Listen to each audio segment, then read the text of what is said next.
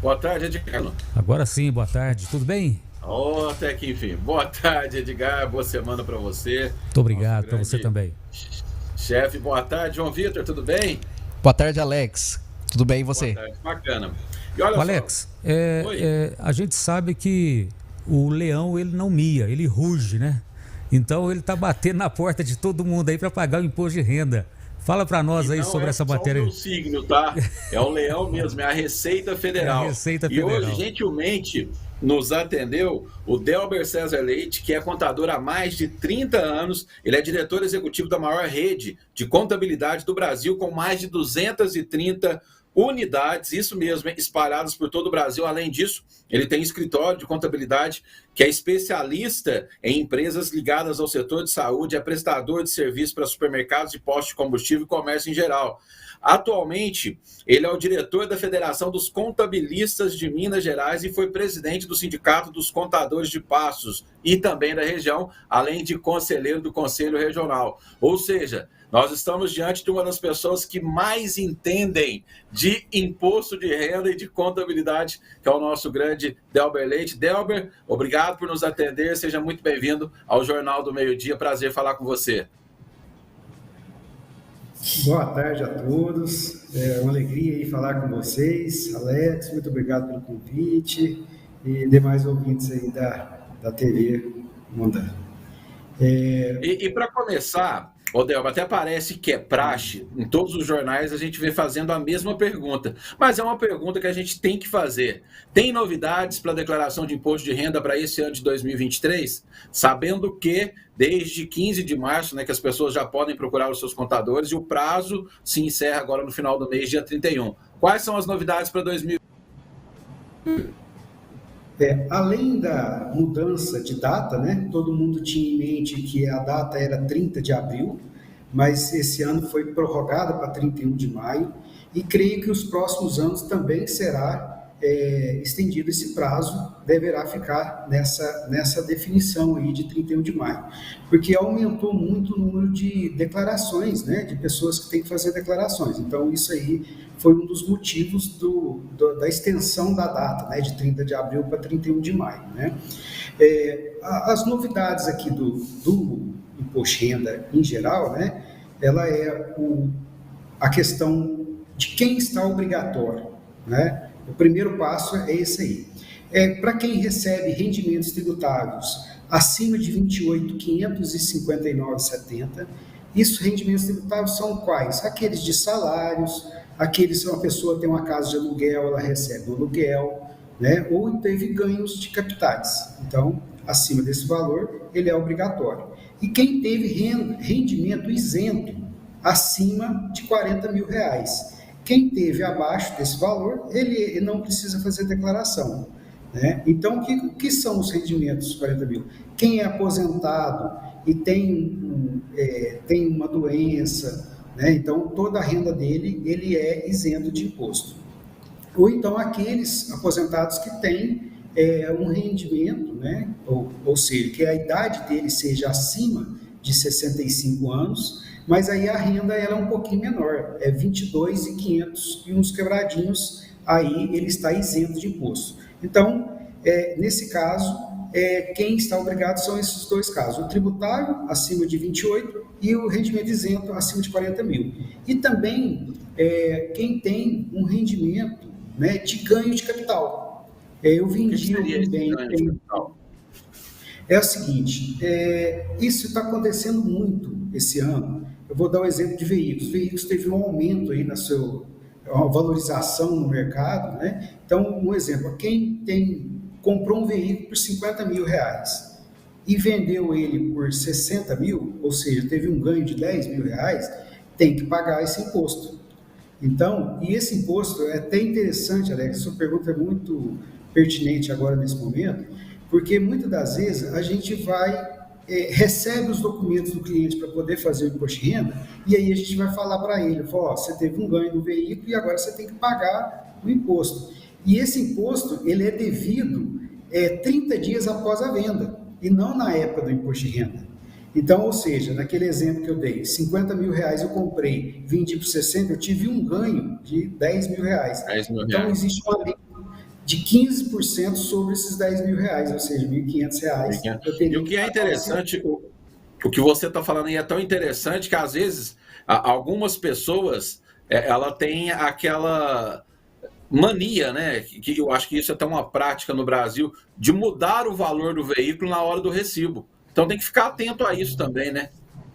Sim, isso é muito importante, porque assim, ó, hoje nós estamos na era digital e tudo que você tem de movimentação financeira, o governo já sabe. Então, às vezes você vai mudar o recibo do veículo, né, mas recebeu em Pix, então pode acontecer de ter uma surpresa lá na frente, né? Então, é bom estar atento a isso aí ou consultar, né, o seu contador na hora que for fazer uma venda, que ele vai dar as orientações mais detalhadas, né, e mais específicas sobre aquele assunto, né? Mas isso está acontecendo muito, teve muito ganho de capital e agora está tendo as surpresas aí. Então tem que ficar atento a esses ganhos de capital. A gente está falando, você falou aí da questão da defasagem, né, da tabela do imposto de renda.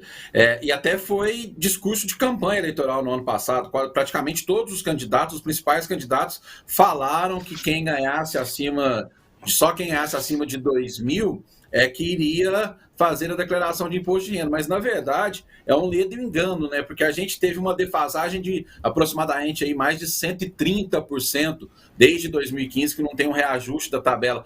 Quanto que nós estaríamos pagando hoje? Qual seria, aliás, a margem de isenção de uma remuneração salarial de um trabalhador brasileiro, com essa tabela de defasagem de mais de 130%? Isso aí também é um caso, por isso que teve esse aumento de pessoas obrigadas a fazer a declaração de imposto de renda, porque nossa tabela está defasada desde 2015. Então, houve uma consultoria que fez uma análise, né, colocando somente a parte de inflação em cima da tabela atual hoje, né? Então, hoje, a partir de R$ 2.112, isso foi registrado agora dia 1º de maio, né, por conta do salário. Então, a partir de quem ganha R$ 2.112, ele é obrigado a pagar imposto. Mas, porém, é o seguinte, se nós tivéssemos colocado esse reajuste de 134% na tabela, que seria até hoje, só estaria pagando imposto quem tivesse recebendo acima de R$ 4.465. Olha para você ver a diferença aí de perdas, né, de ganhos. Então, isso aí gerou o quê? Um aumento de imposto, o governo recebe, né? O governo recebe muita coisa, né? Então, assim, a diferença é estrondosa nessa questão da tabela do imposto de renda. Qual que é o índice que o governo usa para fazer essa tabela do imposto de renda? Ele não usa nenhum índice, é através de lei, né? Então, essa lei está desde 2015 a mesma lei. Né? A mesma lei. Essa lei ela pode ser modificada com emenda? A emenda modificativa, seria isso? Sim, inclusive agora, né? Fez uma modificação agora, só na primeira faixa, que era 1.903, passou para 2.112. Foi através de medida provisória que ela vai ser transformada em lei assim que o Congresso analisar ela, né? Mas pode ser feita através de lei. Entendi. Delber, outra pergunta também que a gente vê todos os anos, mas muitas vezes as pessoas ficam, como diz o Edgar na hora que ele começou, o que é o leão? O que é a malha fina? Explica para o pessoal de casa o que é a malha fina e como não cair na malha fina. Tá. Todo mundo tem medo do leão, né? Todo mundo. Mas na verdade, olha para você ver, nem sempre, né, imposto de renda fala assim, ó, imposto de renda, eu tenho que pagar imposto de renda. Nem sempre, tá? Porque eu costumo dizer o seguinte, o imposto de renda nada mais é que você contar uma história para a Receita Federal do que aconteceu na sua vida. Então, boa parte dessa história que você vai contar, o governo já sabe. Então, se eu conto uma história para a Receita Federal e essa história não bate com as informações que ela tem, aí eu vou cair na malha fina, né? Então, o que seria? Os rendimentos que eu tenho, todas as empresas informam para o governo qual é a sua renda. Olha só, esse ano nós temos uma novidade que nós temos lá a senha gov.br. Todo mundo deveria fazer essa senha gov.br. Com essa senha, a gente consegue consultar muitas informações. Todas as informações de rendimento que eu tenho, já é informado para o governo, então eu consigo consultar essa informação. Todos os bens adquiridos através do cartório, ele é informado para o governo. Então, o cartório já informa. Você fala assim, vou comprar uma casa, mas não quero declarar. Não existe mais isso. O cartório já informa há alguns anos, né? Há aproximadamente aí uns 5 anos, eu acho que até mais, né? Mas, porém, o que acontece? Esse ano, a Receita Federal liberou para que nós, né, o contribuinte, consiga olhar o que foi lançado no nome dele. Né? Então, o que é isso? Tem muitas pessoas que têm medo de falar, eu não vou dar o GovBR, não, o governo vai saber. É o contrário, o governo já sabe, é você que precisa saber o que tem de informação, né? Através do gov.br. Então, o que acontece? Além dos bens, né, imóveis que você adquiriu naquele ano, tem também as despesas médicas que são dedutíveis no imposto. Então, qualquer informação que eu passo para a Receita Federal através da minha declaração e não bate com a informação que ela tem, automaticamente você está na malha fina. Tá? Isso aí é automático. É a famosa malha fina. Então, eu costumo dizer assim, se você conta a história certinha, você não tem problema com a malha fina. Né? Mas se você conta uma história diferente, né, aí você vai ter um problema aí com a malha fina.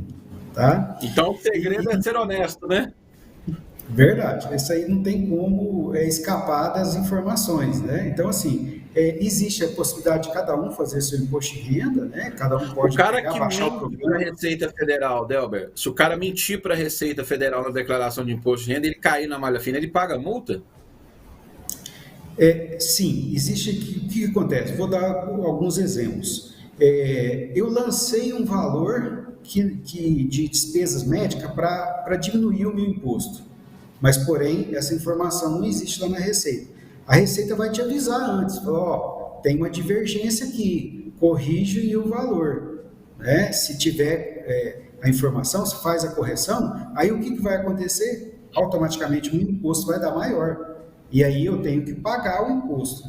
Aí ela dá esses avisos antes. Se você fizer, né, igual aqui no meu escritório, nós temos um sistema onde que ele busca as informações na Receita Federal de todo o pessoal que faz declaração, todos os dias. A partir do momento que caiu alguma pendência, automaticamente eu já vou lá e já vou verificar o que aconteceu para corrigir. Agora, se a pessoa recebe a notificação, isso tudo é pela caixa postal da Receita Federal. Se ele não entra lá e não faz a correção, aí a Receita Federal vai multá-lo.